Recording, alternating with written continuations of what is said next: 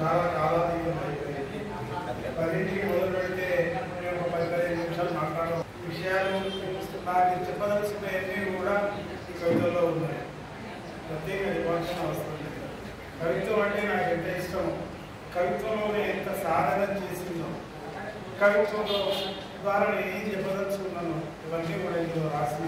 కాబట్టి నేను పుస్తకాలు అందరికీ ఇస్తున్నా. నా 3 పుస్తకాలు కూడా నేను రాసిన పుస్తకాలన్నీ కూడా నేను అందరికీ ఇస్తున్నా. వాటిని చదివి ఈ మనస్సులో ఏదైనా సంతోషం కలిగితే నేను ధన్యుడిని. ఎందుకంటే అంతకంటే కవి కోరుకునేది ఇంకా ఏమీ ఉండదు. కవిత్వంలో కోరుకునేది అంటూ ఏమీ ఉండదు. కవికి కావాల్సింది తన రచన 10 మంది మనస్సులో నిలిచిపోతే అదే గొప్ప ఫలితం.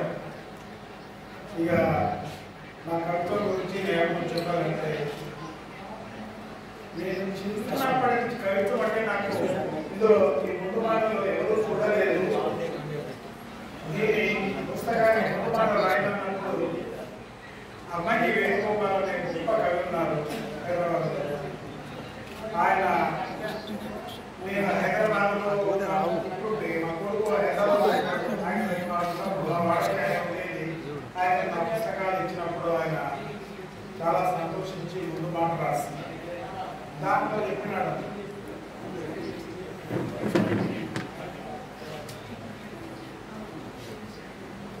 చాలా బాగా రాసినాడు. ఏదైనా కవిత్వం రాయడం కూర్చున్నాం కాదు, పట్టుబట్టి రాసింది కాదు. అదేవిధంగా నేను కవిత్వం 10వ తరగతి నుంచి రాస్తున్నా. మాకు కేవీ రాజు గారు గొప్ప తెలుగు పండితులు ఉండేవాళ్ళు. ఆయన మాకు సాహిత్యాన్ని మనస్సులో నింపేసి, అదేవిధంగా వెంకటరెడ్డి గారు అనేటువంటి ఒక ఆంగ్ల ఉపాధ్యాయులు ఉండేవాళ్ళు. ఆయనను మాకు ఆంగ్లము, ఆంగ్ల సాహిత్యము, తెలుగు సాహిత్యాన్ని రోజు క్లాస్ రూమ్లో చెప్పేవారు.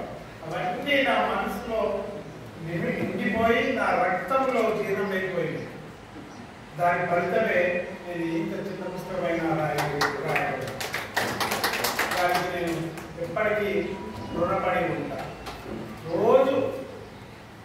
ప్రతిరోజు ఇక్కడ ఉన్న మిత్రులు ఉన్నారు, వారికి అందరికీ తెలుసు, సంతరిస్తున్నారు. సాహిత్యాన్ని రోజు పత్రికల్లో వచ్చే సాహిత్యాన్ని రోజు చూస్తున్నావా? సినారి అందం అనే కవిత రాసేట్టు ఈ అందము అనే కవితలో ఎంత బాగుంటుందో చూడండి. అదేవిధంగా ఆయన కెనడీ చనిపోయినప్పుడు రాసిన కవిత, అది దాన్ని కూడా మాకు చదివించేవాడు. ఇందిరాగాంధీ చనిపోయినప్పుడు ఆయన రాష్ట్ర చాలా ఉండేది. ఇవన్నీ ఫలితంగా నా మనసులో విస్తరిస్తున్నటువంటి ఒకే ఒక అభిప్రాయం, ఒకటే ఒక వాంఛ, కవిత్వం. తర్వాత ఇస్తారు కదా, సరే నేను చెప్పిన సార్ గురించి ఇద్దామంటే, దయచేసి మీరు మీ దగ్గర ఉన్న పుస్తకాలు మీ అందరూ ఉన్నారు, పుస్తకాలు మీకే ఇష్టం ఉన్నటువంటి రోజు చదువుకుంటాము. ఒక 5 నిమిషాలు, not 10 minutes. Finish with in 10 minutes.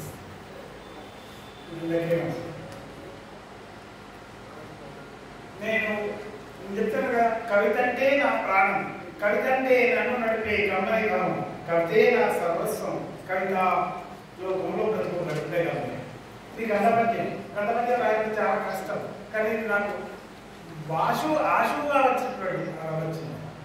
గంధపద్యం రాసిన వాడే కవి అంటారు, కానీ నేను రాయడం రాలేదు, నా అభిప్రాయం నిజమని. అట్లాగా రోజు సమాజాన్ని చూసినప్పుడు, అనేక విషయాల్లో స్పందించినప్పుడు, నాకున్న సాధన బట్టి నేను చిన్నప్పటి నుంచి 10వ తరగతి హై స్కూల్ టీనేజ్ నుంచి సాహిత్యం మీద నుంచి అట్లా నాకు సాహిత్యం నాలో జీర్ణమైపోయింది. ఈ సాధన అనేది నాకు బాగా కలిగి నేను ఈజీగా రాయగలిగాను. ఇందులో 2-3 కవితలు వినిపిస్తా. ఎట్లా అంటే, ఇవన్నీ కవితలు చదువుకుంటారు, మీకు ఇమోషన్ అవసరం లేదు. అందరికీ. ఉదాహరణకు ఇక్కడ ఒకటి చూడండి, నేను చదివింది ఒక్కొక్కటి చూపిస్తా.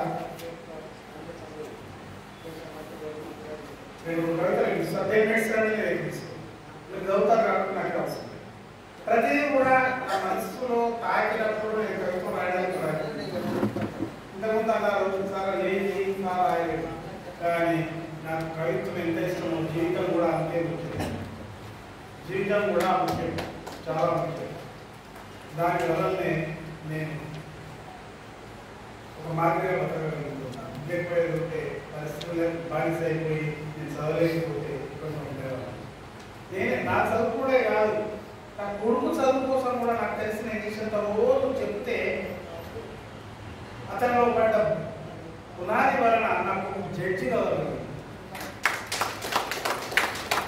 నేను ఆ కవిత్వానికి ఏమైనా సర్వస్వం మొత్తం కూడా చేయగలిగితే నా పిల్లలతో ఈ పరిస్థితులు ఉంటుంది.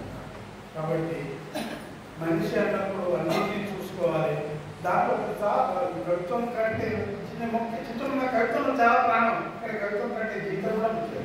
మనుషుల కంటే కూడా నేను అదే చూసుకుంటాను. అట్లా నేను ఎక్కువ చెప్పలేదు. ఒక 2-10 నిమిషాలు మనం అక్కడ ఎక్సి చూడండి. సృష్టి చూసినప్పుడు నాకు ఎంత ఆనందంగా అనిపిస్తుంది. ఈ సృష్టి మీద ఉన్న మనిషి ఎంత అద్భుతాలో చెప్పండి. సృష్టి ఎంత సుందరం, మనిషి ఎంత అద్భుతం. అంతు చిక్కని అంతరిక్షం, ఎంత శోభల ఆకాశం, సూర్య చంద్రుల నిత్య లీలలు, మనం చూసే భూ ప్రపంచం ఎంత సుందరం. మనిషి జంతువులలో ఒకడై జన్మించాడు, భాషా శాస్త్రం కళలు సాధించాడు, దేవుడు మతము తానే సృష్టించాడు. నేను చెప్తున్నాను, మతాన్ని సృష్టించింది మనిషే, దేవుడు సృష్టించింది మనిషే. దేవుడు కూడా అయితే ఇక్కడ రాముడు అంటున్నారు, అక్కడ ఏసు అంటున్నారు, ఇంకో అల్లా అంటున్నారు. ఇదంతా మనుషులు సృష్టించింది. జంతువులో ఒకడై జన్మించాడు, భాషా శాస్త్రం కళలు సాధించాడు, దేవుడు మతము తానే సృష్టించాడు, సృష్టికి ప్రతి సృష్టి చేస్తూ జీవిస్తూ ఉన్నాడు. మనిషి ఎంత అద్భుతం. కాలుష్యం నుండి భూమిని మీరు కాపాడుకోవాలి. మనిషి దారి తప్పకుండా మనం రక్షించుకోవాలి. సందేశం ఇంకొక అన్నిట్లో కూడా అనేక సాంకేతిక రాష్ట్రం నాకు చాలా బాధ వచ్చిందంటే, ఇక్కడ మాకు కలిగిన పొరుగుల్నే ఒక దయనీయమైన సమయం ఉంటుంది. కొన్ని ఏళ్ళ కింద పేపర్లలో మాకు బాగా దగ్గరికి వచ్చింది. అదే దగ్గర దగ్గరనే స్టడీ సెంటర్స్ పెట్టిండు పేద విద్యార్థులు చదువుకోవడానికి. ఆ పేదకి అక్కడికి అమ్మాయిలు వచ్చారు, అందరూ వచ్చారు.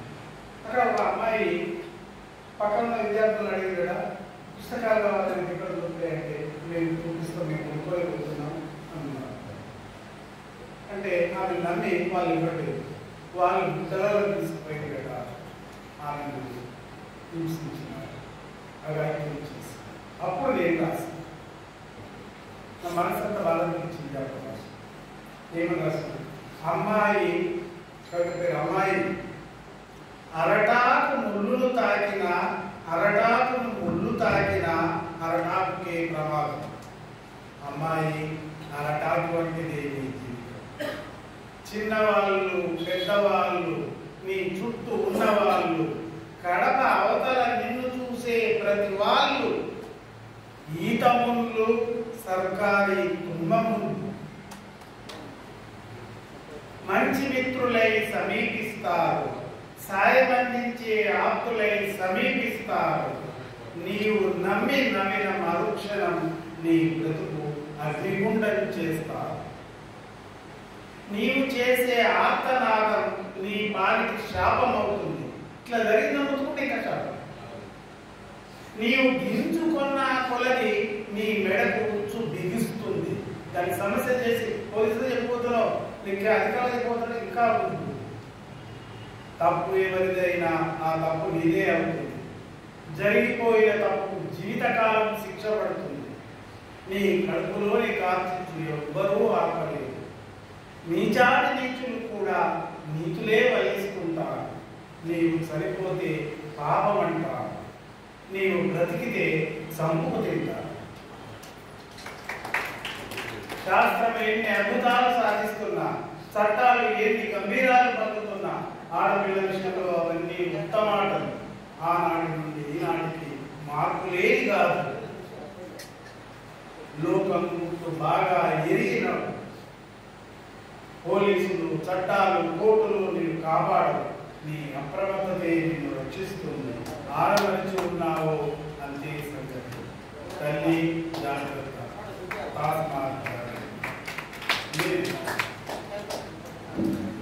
సమాజాన్ని చూసి రాసిన చాలా ఉన్నాయి. ఇవన్నీ మీరు చదువుకుంటారు. నేను చాలా విషయాలు నువ్వు చెప్పిన ఒకటి రెండు చదివిస్తాను అన్నట్టు. ఏమి ఫలం ఏమున్నది? సమాజం చూస్తున్నాం, అందరూ పట్టుకున్నాం, అందరూ చదువుకున్నాం, వాళ్ళందరితో ఉంది. కానీ సమాజం చూసినప్పుడు చాలా ఫలం. అదే నేను రాస్తాను. ఏమి ఫలం? మబ్బు వచ్చి ఏమి ఫలం? వాన కురవకపోయినప్పుడు. పంట పండి ఏమి ఫలం? రైతు ఆకలి తీరనప్పుడు. అదే పూజ చేసి ఏమి ఫలం? దుష్ట చింతన మారనప్పుడు. భజన చేసి ఏమి ఫలం? భక్తి భావం కలగనప్పుడు. డిగ్రీలు చదివి ఏమి ఫలం? మంచి చెడులే తెలియనప్పుడు. పిల్లల నుండి ఏమి ఫలం? తల్లిదండ్రుల కారణం. విందులకు వేడుకలకు మూగే మిత్రుల నుండి ఏమి ఫలం? ఆపదలలో అవసరాలలో తప్పించుక తిరిగినప్పుడు. కోట్ల నుండి ఏమి ఫలం? దాన కృత్యం ఎరగనప్పుడు. ఎంత ఎదిగి ఏమి ఫలం? నీతి మాలి బ్రతికినప్పుడు. చాలా మంది చాలుతారు, 5 రోజులు కూర్చున్నారు. నీతి మాలి సంపద శ్రీమంతం ఏమి నేను ఆక్రమించి. పండితుండై ఏమి ఫలము? పాడు బుద్ధులు మరవనప్పుడు. వయసు పెరిగి ఏమి ఫలము? వ్యక్తిత్వం అన్నది లేనప్పుడు. అవార్డు వచ్చి ఏమి ఫలము? అది పైరవీతో పొందినప్పుడు. అంతస్తు పెరిగి ఏమి ఫలము? అది అక్రమంగా వచ్చినప్పుడు. సైన్సు పెరిగి ఏమి ఫలము? మానవతే నశించినప్పుడు. ప్రభుత్వం నుండి ఏమి ఫలము? ప్రజల బాధలు తీరినప్పుడు. ఇంకా చాలా ఉన్నాయి. అన్ని విషయాలు నేను రాసిన నాకు బాగా మంచి అనిపించినవి నేను రాయగలిగిందే రాసిన. అన్ని రాసి చెత్త కావడం మాకు ఉండదు.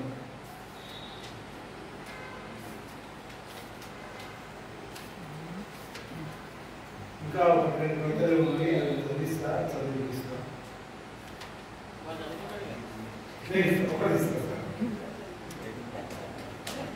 నేను సినారే చనిపోయినప్పుడు రాస్తాను. సినారే అంటే నాకు లైట్ హౌస్, ఒక దీపస్తంభం తెలంగాణలో సాహిత్య ప్రోగ్రాం. నేను చిన్నప్పుడు నా సాహిత్య ప్రయాణం చాలా దీర్ఘమైన.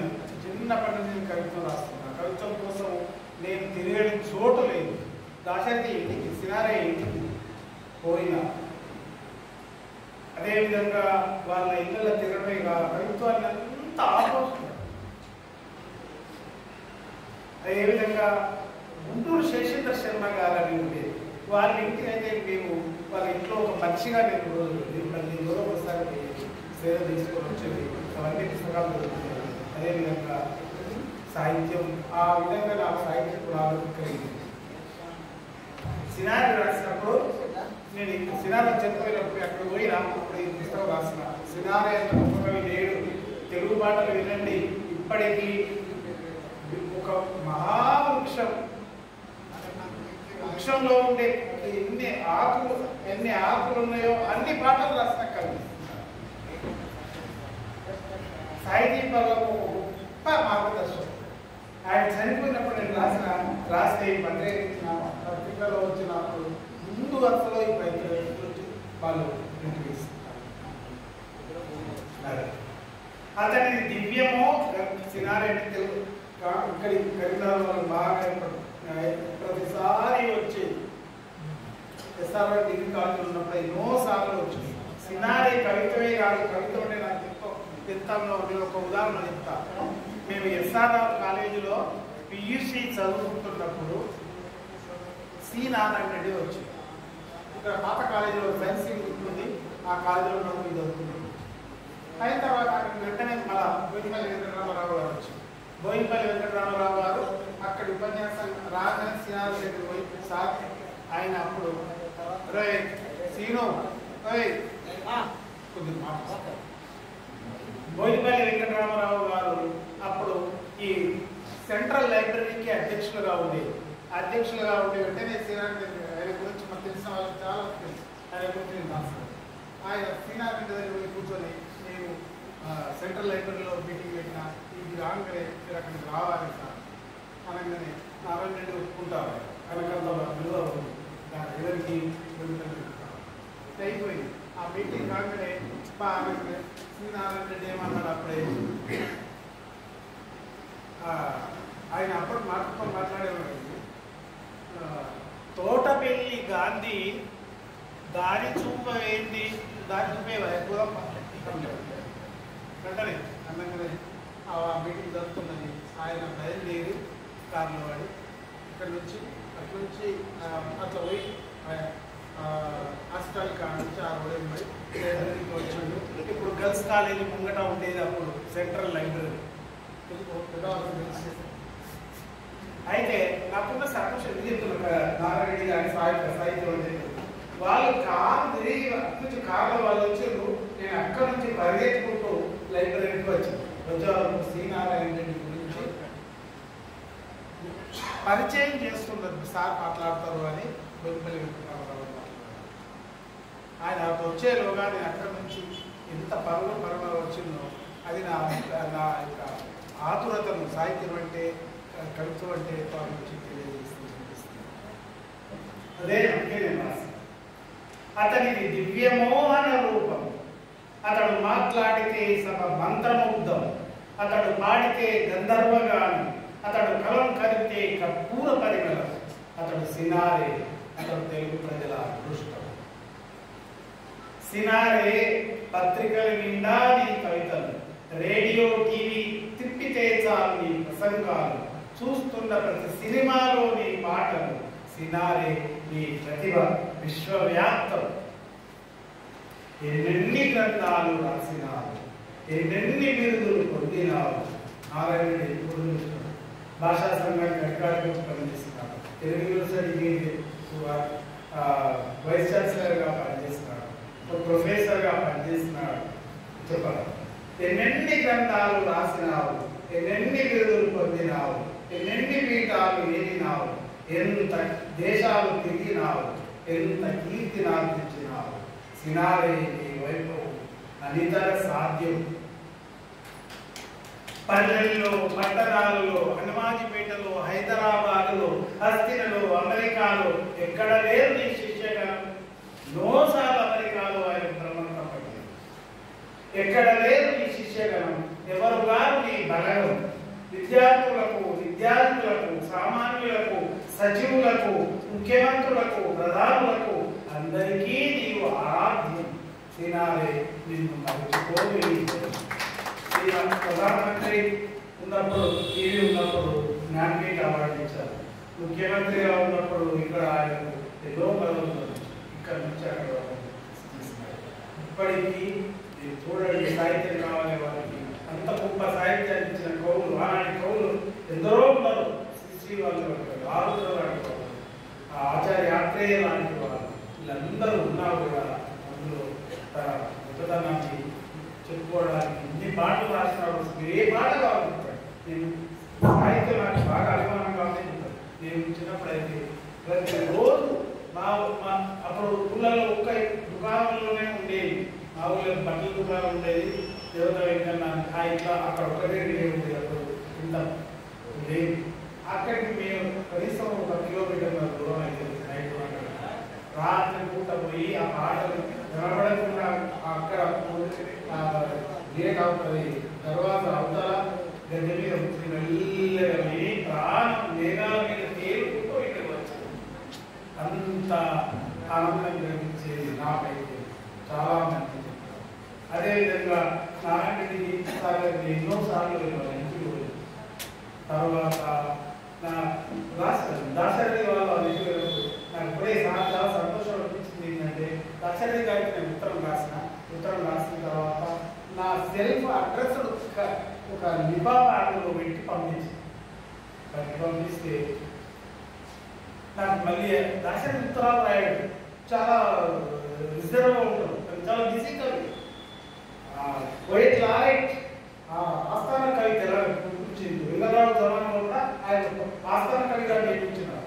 ఎంతో బిజీగా ఉండేది, షెడ్యూల్ బాగా ఉండేది.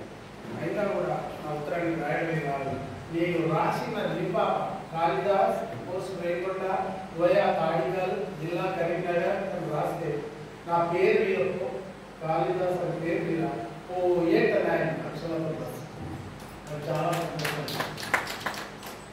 సరే, ఇప్పుడు నేను ఇంకా ఇందులో అన్ని మీరంతా చదువుకుంటారు. ఒక్కటే కవిత చదివిస్తాయి బాగా అనిపించదు, కాలాత్మకమైనది, అందరికీ బాధ పెట్టడం బాగా అనిపించదు. ఇది సమాజాన్ని చూసి నాకు కలిగినటువంటి ప్రతిస్పందన. ఒక్కొక్క సమాజంలో ఎట్లా ఉంటున్నారు వీళ్ళు, ఎంత గమ్మత్తుగా ఉంటున్నారు సమాజంలో ఇవాళ రేపు మనుషులు అనేది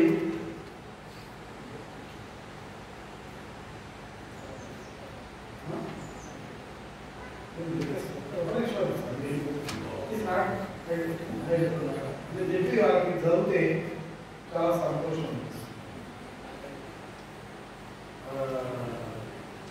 ఆశలు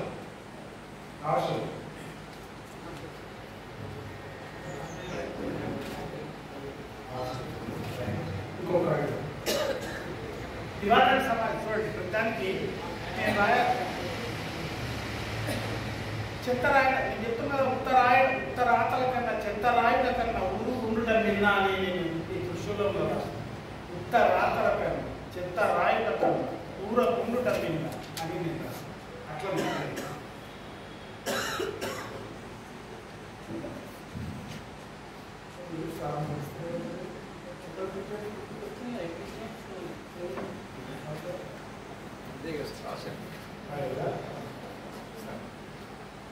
చూడండి, ఇది అందరికీ వర్తిస్తుంది. అన్నీ ఇందులో కవితలన్నీ కూడా ఉదయం కాదు. ఆశలు అర్హత లేకున్నా నాకు అందరం కావాలి, సాధించినది ఏమీ లేదు అయినా సన్మానం కావాలి, తక్కువ సమయంలో ఎక్కువ సంపాదించాలి, తప్పొప్పులు నాకు తెలియదు, గొప్పవాడిని కావాలి. గొప్పవాడి కావాలంటే గొప్ప పనులు చేయాలి. తప్పు చేసుకుంటా ఎన్ని పడితే పనికిరాని పనులు చేసుకుంటూ కూడా గొప్పవాడి కావాలనుకుంటున్నాను. పిల్లలు కావాలి కానీ తల్లిగా కాలివ్వలేదు, పండు ముసలితనంలోనూ పడుతులాగా కనిపించాలి, ప్రతిభ కూర్చి అడిగేదెవ్వడు, పత్రికలో మన పేరు ఉండాలి. నేను చూస్తుంటా ఏమైనా రోజు పత్రికలో పేరు ఉంటాడు, రోజు పత్రికలో పేరు మీడియా మెయింటైన్ చేస్తుంది. చాలా పని చేయడం నాకు కుదరదు, ఫస్ట్ జీతం కావాలి. కవిత్వం నేను రాయలేను, కవిగా కీర్తి రావాలి, ప్రజలంటే నాకు అసహ్యం, పదవి మాత్రం కావాలి, మినిస్ట్రీ రావాలి. అదే నాకు ఇష్టం. నేను చూస్తున్నాం ఇంతమంది ఏమనుకున్నారు, ప్రజలు దగ్గర రాని వాళ్ళు ఉన్నారు, కానీ వాళ్ళకు ఏం కావాలి, పదవి మాత్రం కావాలి. ప్రజాప్రభుత్వంలో కూడా ప్రజల కోసం పనిచేయాల్సిన మంత్రం ఇట్లా ఉండడం మంచి చెడు అంటే దండిగా సంపాదించాలి, ఎవరెక్కడ పోతే మనం సుఖంగా ఉండాలి, ఎవరెక్కడ కుటుంబంలో కూడా ఎవరెక్కడ పోతే మనం సుఖంగా ఉండాలి. మంచి చెడు అంటే దండిగా సంపాదించాలి. ఈ ఒక్క కవిత చదువుతా, లాస్ట్ కవిత ఒక నిమిషం కూడా రాదు, అయిపోయింది, టైం కూడా అయిపోతుంది. ఒక్క నిమిషం సార్, ఓన్లీ 1 minute.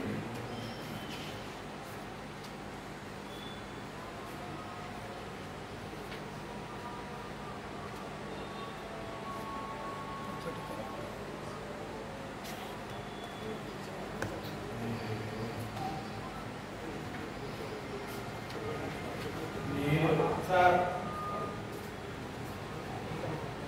మర్చిపోయింది సార్ పర్వాలేదు మీరు అంతా నా ఆహ్వానాన్ని మన్నించి బాగా కవిత్వం ఏమి కావాలి, సాహిత్యం ఎవరు కావాలి, అందుకే సాహిత్యం పెరగడం లేదు. అయినా మీరు నా మాట మన్నించి వచ్చినందుకు మీరందరూ శ్రద్ధగా నా కవిత్వంలో విన్నందుకు చాలా సంతోషం. ఇంకా నేను దీనికి సహకరించినటువంటి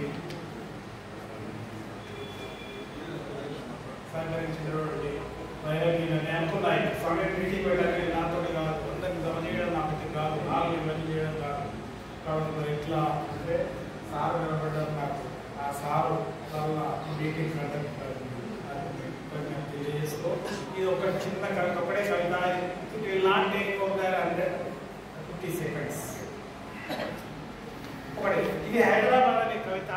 ఇది చాలా మంది నాకు ఉత్తరం రాసినారు. చాలా బాగుంది సార్, చాలా బాగుంది.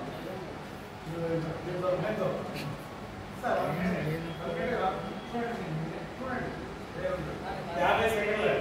ఇది నేను ఎప్పుడు రాసినంటే ఆర్టీసీ వాళ్ళు స్ట్రైక్ చేసిండ్రు, చాలా రోజులు చేసినప్పుడు అప్పుడు ముఖ్యమంత్రి అంటే ఆయన ఏం చేసినట్టే తగ్గేదే లేదు. మీ ప్రైవేట్ వాళ్ళకు లైసెన్స్ ఇస్తామో ఆర్టీసీని మూసేస్తాం, మీకు మాత్రం జీతాలు పెంచాలి. ఆ ముఖ్యమంత్రి అప్పటి ముఖ్యమంత్రి వాళ్ళ 50 మంది చనిపోయింటాడు అని చెప్పింది. 50 మంది చనిపోయింటాడు, భయపడ్డారు. అప్పుడు నేను రాశాను కదా సార్ ప్లీజ్ ఏంటంటే ఒక నిమిషం కడగకూడదు. ఇది హైదరాబాద్ పండుగలకు పబ్బాలకు కోట్లు, మంచి ఉన్న బంగ్లాలు కూల్చి మళ్ళీ కట్టడానికి 100 కోట్లు తెచ్చే పథకాలకు వేల కోట్లు, కమిషన్లు తెచ్చే ప్రాజెక్టులకు అప్పు తెచ్చి లక్షల కోట్లు, నీ కాన్వాయ్ ఖర్చులకు, గాలి మోటార్ల ప్రయాణాలకు ఎన్నెన్నో కోట్లు, పేద ప్రజల రవాణా సంస్థ ఉద్యోగుల కోసం లేవు 47 కోట్లు. అప్పుడు హైకోర్టు అన్నది 47 కోట్లు ఏమన్నాడు ఆ ముఖ్యమంత్రి. ఇది నమ్మమంటావా? పేద ప్రజల రవాణా సంస్థ ఉద్యోగుల కోసం లేవు 47 కోట్లు, ఇవి నమ్మమంటావా? ఇది న్యాయమంటావా? ధర్నాలకు నిరసనలకు అనుమతి లేదు. పత్రికలు ఛానళ్లు నీ మాట దాటకూడదు.